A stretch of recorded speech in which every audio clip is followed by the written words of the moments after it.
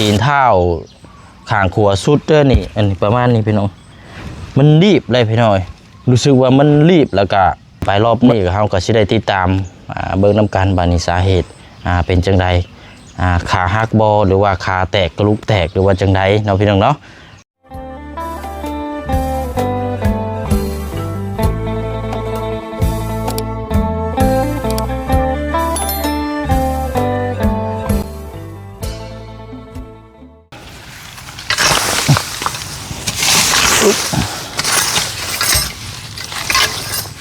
โอ้มุดโอ้ปวดมาหมดพอบ่วงอย่างเงี้ยบ่วงยังมีไหมเลยอันนี้มาตกเฮียอยู่นี่อันนี้ยังดีๆเลยเด้นี่โอ้ตายใส่ลืมเลยโยนลงนี้อันนี้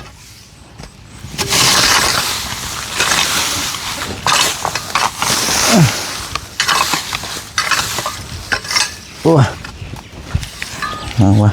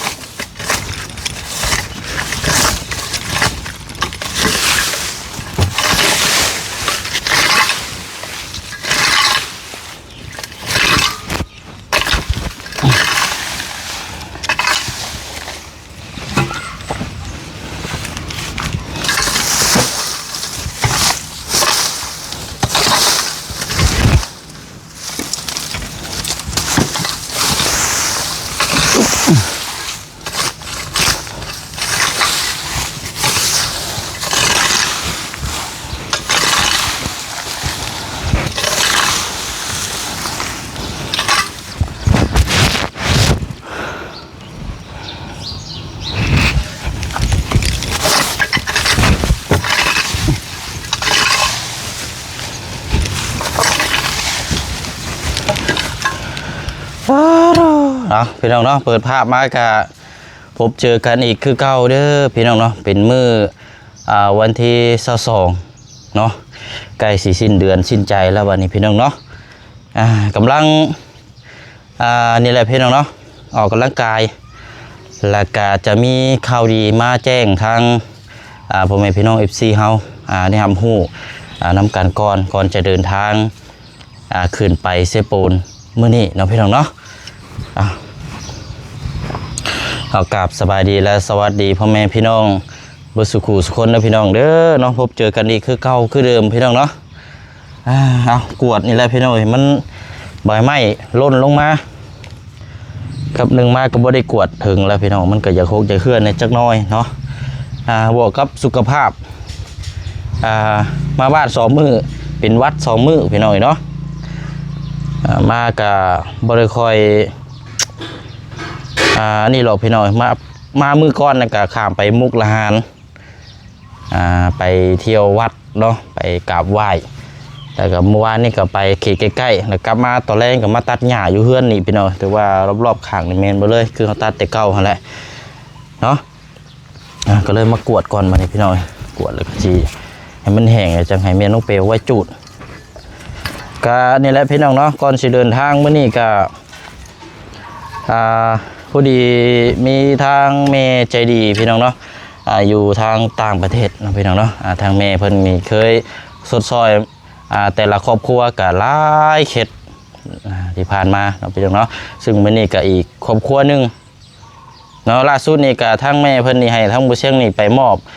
ข้าวสารอาหารแห้งให้ครอบครัวของทางน้องคำดีเนาะทางน้องเพิ่นที่ว่าถูกรถชนแล้วก็บ่ฮู้สาเหตุนั่นแหละพี่น้องเนาะตัวนี้ก็นอนพมยาสมุนไพรพื้นเมืองอยู่พี่น้องว่าฮักแขนขานี่ฮักหรือว่าบ่ฮักจังไดก็ยังบ่ฮู้สาเหตุอันนี้พี่น้องเนาะพอดีว่าทางแม่เพิ่นก็ได้โทรมาอบรมกับทางผู้เชี่ยงเนาะพี่น้องเนาะว่า อยากให้ทางพาเบิ่งหลานี่ไปกวดเบิ่งพี่น้อยเนาะทางน้องคำดีพาไปกวดเบิ่งแล้วก็ว่าสาเหตุนี่มันหักบ่หรือว่าบ่หักหรือว่ากระดูกมันแตกร้าวหรือว่าจังใดเนาะก็นี่แหละพี่น้องเนาะถือว่าเป็นข่าวดีสำหรับทางน้องคำดีพี่น้องเฮาก็ทางพี่น้อง FC เฮาก็หลายคู่หลายคนก็สิได้หายคงใจว่าเป็นแบบใดแข้งขาเรานะพี่น้องเนาะเพราะว่ามื้อที่ว่าล่มแล้วก็ไปยิบนี่หนึ่งมานี่ทางครอบครัวเขาเจ้าก็บ่ฮู้อะไรพี่น้องคันสิเว้ากันเนาะเพราะฉะนั้นก็เลยขึ้นไปรอบนี้เนาะทางแม่เพิ่นให้ทางบ่เสียงนี่สิพาบักหลาเพิ่นไปกวดเบิ่งไปเอ็กซเรย์เบิ่งหรือว่าเอ็กโกเบิ่งนี่มันว่าเป็นแบบใดเนาะหลังจากนั้นเฮาก็จังว่าจังคุยนํกันอีกรอบนึงเนาะพี่น้องเนาะว่าสิรักษาแนวใดก็ขึ้นอยู่กับแพทย์กับหมอเพิ่นวิจัยออกมาว่าแข้งหักบ่หรือว่าต้องทำแบบใดแนวใดใครในเฮาฮู้สาเหตุพี่น้องเนาะเพราะว่าทางน้องคำดีนี่ทางบ่เสียงไป2ครั้งแล้วพี่น้องไป2เทื่อแล้วก็ลุกบ่ได้พี่น้องมันสิว่าก็ย่างบ่ได้แน่ก็แม่นเนาะแข้งขาขวานี่ตีมบ่ไหลเลยตีมบ่ไหลแล้วก็เวลาน้องเพิ่นลุกขึ้นมากินข้าวนี่ก็ยังแบบคือสิมีเมื่อยนะพี่น้องเนาะกันสิเว้ากันก็เลยต้องมีแนวอย่างสักอย่างเลยพี่น้องเพราะว่าปลายตีนเท้าข้างขวาสุดเด้อนี่อันนี้ประมาณนี้พี่น้องมันรีบเลยพี่น้องรู้สึกว่ามันรีบแล้วก็มันออกสีเดืองๆแบบคือแบบบุมีสารวิตามินอย่างสักอย่างเลยเนาะบวกกับน้องเพิ่นก็ขาดเลือดขาดยางขาดนี่อยู่ในกินอะไรพี่น้องเนาะก็ต้องไปกวดเบิ้งจะขี่จังไรแล้วพี่น้องสาเหตุต้นปลายกันว่าการจังคุยกันเนาะพี่น้องเนาะก็นี่แหละพี่น้องเนาะทั้งแม่เพิ่นได้ฝากเงินมาแล้วพี่น้องให้ทางบ่เชียงนี่จัดแจงขึ้นไปรอบนี้ก็เฮาก็สิได้ติดตามเบิ่งนำกันบาดนี้สาเหตุเป็นจังใดขาหักบ่หรือว่าขาแตกกระลุกแตกหรือว่าจังใดเนาะพี่น้องเนาะแล้วก็ทั้งแม่เพิ่นก็ให้ทั้งแม่น้องเปลจัดเป็นถุงยังชีพขึ้นไปฝากไปต้อนทั้งบักหลาเพิ่นนำแน่เนาะพี่น้องเนาะก็ทั้งแม่น้องเปลก็จัดแล้วพี่น้องเป็นถุงยังชีพตามรายการที่ทั้งแม่เพิ่นสร้างมาเนาะพี่น้องเนาะบัดกวดนี่ก้อนพี่น้องเขายังบ่ทันได้กินหรอกบัดกวดทำความสะอาดเอาไว้มันแห้วอะไรทั้งแม่น้องเปลเอาไว้จูดเพราะว่าก็สิขึ้นไปครับทั้งลุงแน่พี่น้องทั้งลุงเพิ่ม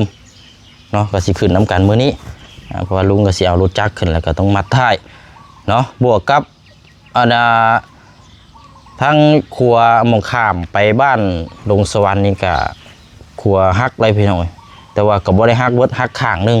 อีกข้างนึงเพิ่นก็ปล่อยให้ทั้งรถกระบะหรือว่ารถที่บ่มีน้ำหนักแบบอันนี้แหละพี่น้องผ่านได้อยู่จราจรเนาะแต่ว่ารถแบบ10ล้อรถใหญ่รถพ่วงรถขนส่งนี่บ่ได้พี่น้องเนาะแค่เส้นเลยเพราะว่าสะพานมันเริ่มแตกแล้วนะพี่น้องเพิ่นก็บ่ให้กล้าเอารถใหญ่ข้ามมีแต่ว่าเพิ่นกำลังเฮ็ดทางแก้ไขทางฉุกเฉินอยู่ตอนนี้พี่น้องเนาะก็ถือว่าเร่งมือแบบสุดๆอยู่เร่งมือแบบทางโค้งแบบทางลัดฉุกเฉินไปก่อน3ซ่อมแปลงครัวใหม่นะพี่น้องเนาะอะไรขึ้นไปเบิ่งน้ำกันพี่น้องเลยก็ปัดกวดก้อนบานี้พี่น้องเลยเนาะโอ้ยเฮ้ย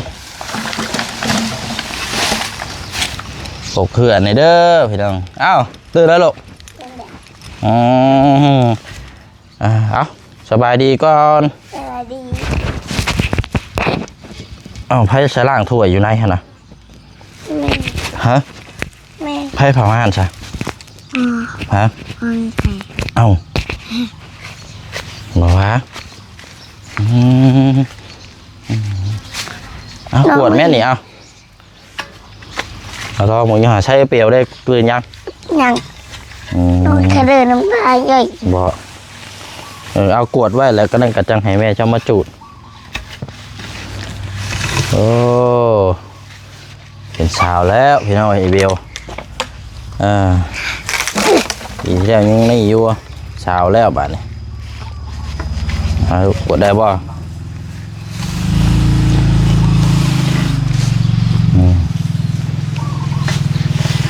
ระวังหมดเด้อมันมีหมดเด้อลูกหมดดินได้อยู่นี่เห็นบ่มะม่วงครับมีอยู่ในกบกุดพี่น้องบ่ได้กินอยู่ฮะใช่มาล่ามมันใหญ่โพดเบิ่งประกวดหมดดินได้หาแถวเจ้าเด้อ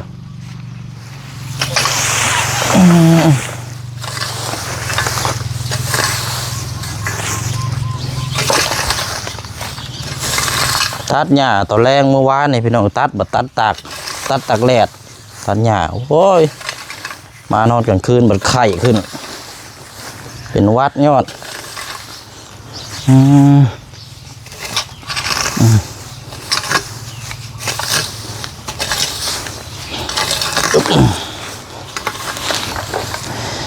ขึ้นไปรอบนี้ก็อาจจะมีเวียกให้ทางปะลุงเฮา FC เนาะติดตามแต่ละเคสเนาะพี่น้องเนาะเพราะว่าหลักๆเลยก็จะมีเคสของทางแม่น้องออนน้องออนเนาะแม่ลูกซี่เรื่องห้องครัวนี่แหละพี่น้องเนาะฝากติดตามเบิ่งน้ำกันพี่น้องแล้วก็ล่าสุดในก็เคสของทางน้องคำดีนี่แหละพี่น้องสิพาน้องเพิ่นไปกวดน้ำอยู่ห้องหมอเซโปนเนาะเฮาจะบ่พาไปห้องหมอลาวเวียดพี่น้องไปห้องหมอเซโปนก่อนเพราะว่าน่าจะได้อีดอกพี่น้องแต่ว่าจังใดก็ถ้าฮู้สาเหตุแล้วเฮาก็จังว่าจังคุยน้ำกันอีกรอบนึงบัดนี้พี่น้องเนาะอึบ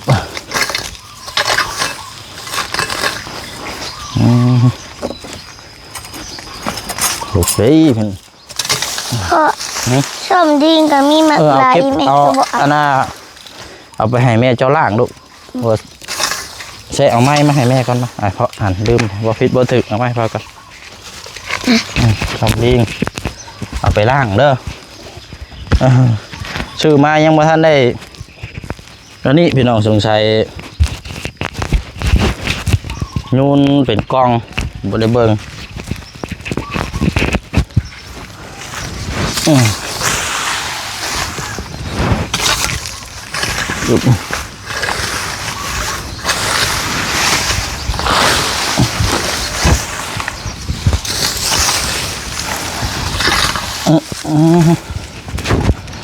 นี่แค่นี้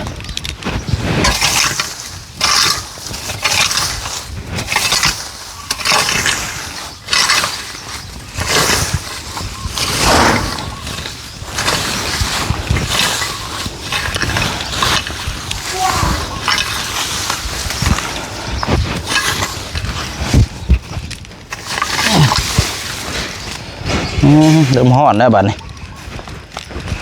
เริ่มห่อนเริ่มมันนี่แล้วนี่พี่น้อยอย่าพกหน่อยเด้อพี่น้อยเพื่อนชานกันอย่าพกเพื่อนนี่จังน้อย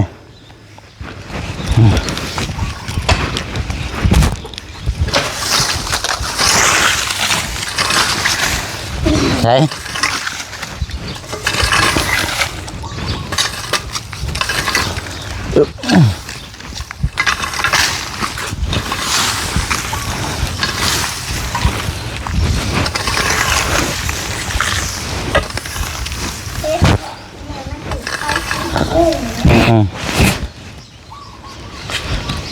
เพราะนั้นให้มันเหี่ยวก่อนพี่น้องเนาะโดยดูหมุนมารอบๆข้างในกวดกองตัวนี้ก่อนพี่น้องหอนแห้ง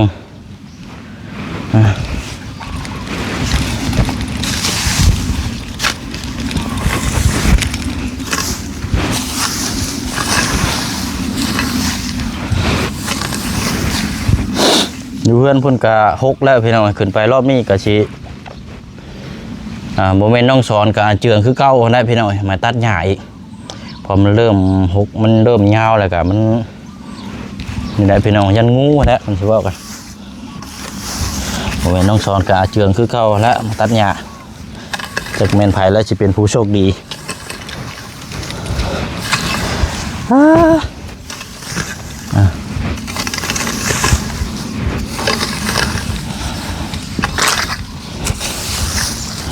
มาบ้านก็นี่แหละพี่น้อยเนาะบ่ค่อยมีเวลาลงคลิปพี่น้อยเฮาว่านึงมาเฮาบ่ได้ไปทางใดแน่ส่วนหลายมาบ้านปั๊บกะมือสองมือกะ พาครอบครัวไปเนาะพี่น้องเนาะบ่ได้คอยถ่ายคลิปแน่เพราะว่าเอาง่ายๆสามารถพักผ่อนแต่ว่าก็ซ้ำบ่ได้พักกันแหละพี่น้องเนาะพักน้ำแม่สกเฮ็ดน้ำแม่ก็บัดเฮาขึ้นไปเฮ็ดเวียกพุ่นแล้วพี่น้องจังติดตามลุยน้ำกันอีกเนาะก็นั่นแหละพี่น้องก็ขึ้นไปรอบล่าสุดนี่ก็ในติดตาม3ช่องทางเนาะก่อนอื่นก็ขอมกขอบใจทางพี่น้องปะลุงเฮานำหลายๆเด้อเนาะพี่น้องที่ติดตามผลงานแล้วก็ทุกช่องเนาะทางบ่เชียงนี่จะมีอยู่3ช่องทางที่จะให้ทางพี่น้อง FC เฮาติดตามเนาะก็จะมีช่องหลักได้ก็แม่นช่องของทางบ่เชียงแล้วก็ช่องพ่อน้องเปียวแล้วก็แม่น้องเปียวเนาะช่องแม่น้องเปียวนี่ก็จะสลับแน่เนาะพี่น้องเนาะเพราะว่าก็ทางอยู่บ้านพี่ก็ถ่ายแล้วก็เอาลงนำแล้วก็อยู่พุ่นกับบ่เชียงก็จะติดตามผลงานให้ทางปะดุงFC เบิ่งนํกันเนาะเพราะว่าบางเทื่อบางที่นี่มี3ช่องนี่ก็ยันแบบว่าเวียกงานนะพี่น้องยันบ่ทันยังเวียกงานน่ะบ่ทันแบบว่าเฮาลงคลิปตัวนี้ปั๊บแหละบางเทื่อนี่งานเขาเจ้าเวียกงานเขาเจ้ามาส่งและช่องนี้เฮากำลังลงแบบมันสิกลายเป็นแบบว่ามันสิดันกันนะพี่น้องก็ได้เอาเป็นจะสลับเป็นช่องเอาเนาะพี่น้องเนาะเอาจังได๋ก็ฝากทางปะลุง FC เฮาเด้อเนาะติดตาม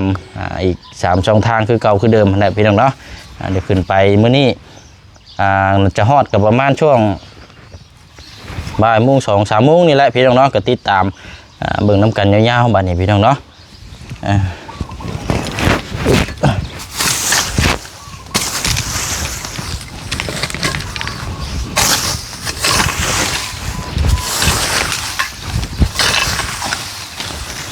โอ้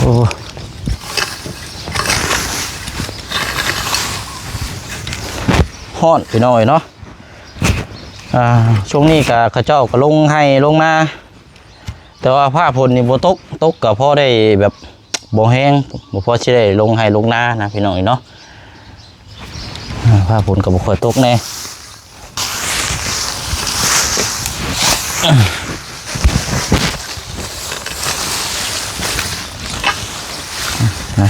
แห้งแล้วก็มาจุด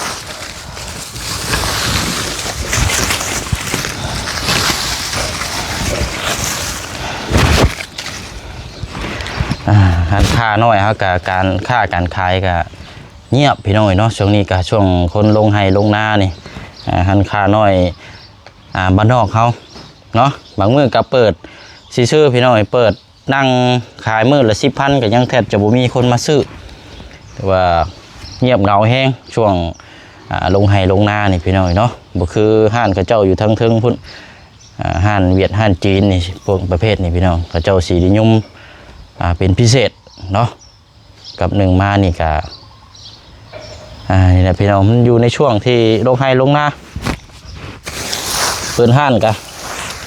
ปันไดพี่น้องเลยน้องเวนน้องเปียวกะมือ10,000-5,000นี่ก็ยังเงี้ยก็จะบ่มีคนซื้อซอยมันเงียบพี่น้องมันย่ำแรงนี่ใครแน่แขกไปมาบ้านอื่นเมืองไกลผ่านทางผ่านมันก็แวะซื้อซอย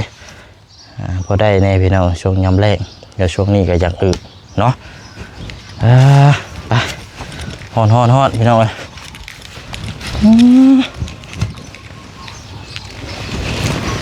ก่อไผ่นี่ก็โอ้มีอยู่2 กออยู่เฮือนนี่พี่น้องกอหนึ่งก็อยู่ข้างๆทั้งนั้นพุทธ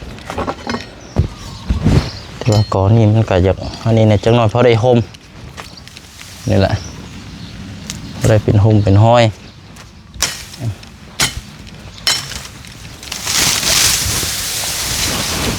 แล้วเตียงมียังกับนั่งพักแล้วนี่พี่น้อง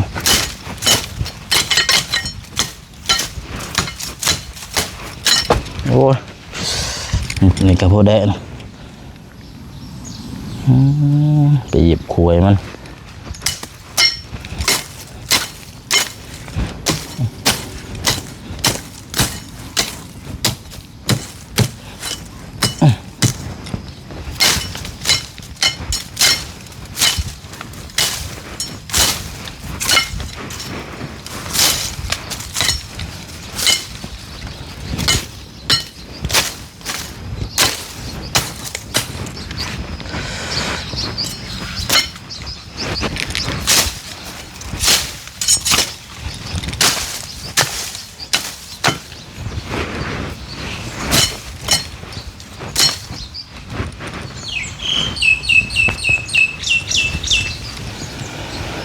ฮ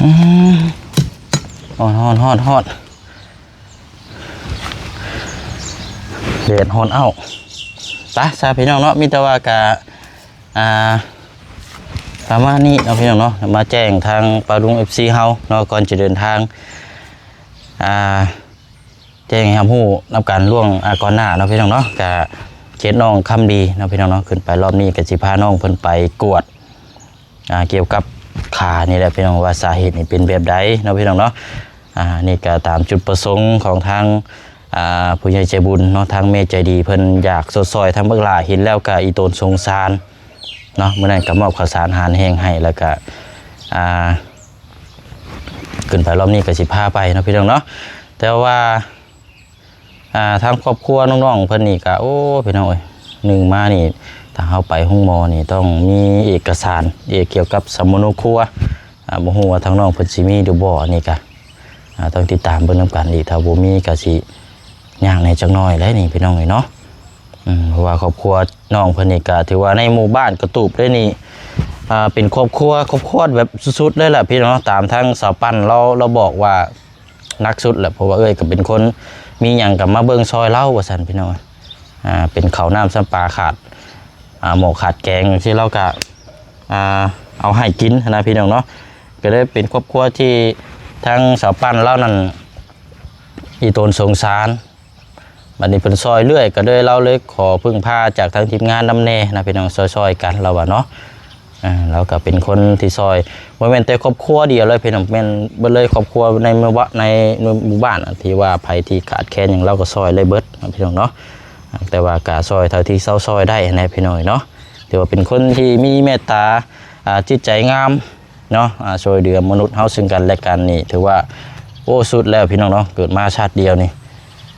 เอากะดีใจนำที่ทั้งเลยเพิ่นกะเป็นคนที่จิตใจงามและเป็นคนในหมู่บ้านวาตโลนี่ก็แม่นและพี่น้องเป็นครอบครัวที่เราดูแลตั้งแต่น้อยเพราะว่าก่อนเสียนี่พ่อกับแม่มาฝากเราไว้ให้เพิ่นเบิ่งดูแลว่าซั่นเนาะตามที่เราเว้ามากะสิประมาณนี้แหละพี่น้องเนาะเอาจังได๋ก็ฝากพ่อแม่พี่น้องติดตามเบิ่งนํกันเด้อพี่น้องเดินทางขึ้นไปในครั้งนี้ว่าสิจังไดเนาะก็มีผลงานนำแต่เขาก็จะไปหลายเคสไปเบิ่งหลายบอนเนาะเอาไปลาก่อนเลยพี่น้องเด้อเนาะขอบใจทางเมใจดีเนาะอยู่ทางต่างประเทศขอบใจขอบคุณน้ำลายเนาะขอให้มีแต่สุขภาพร่างกายแข็งแรงพารามัยโรคภัยไข้เจ็บให้อายุมันขวัญยืนคิดยังทำยังจับยังก็ขอให้มีแต่ความสุขความเจริญ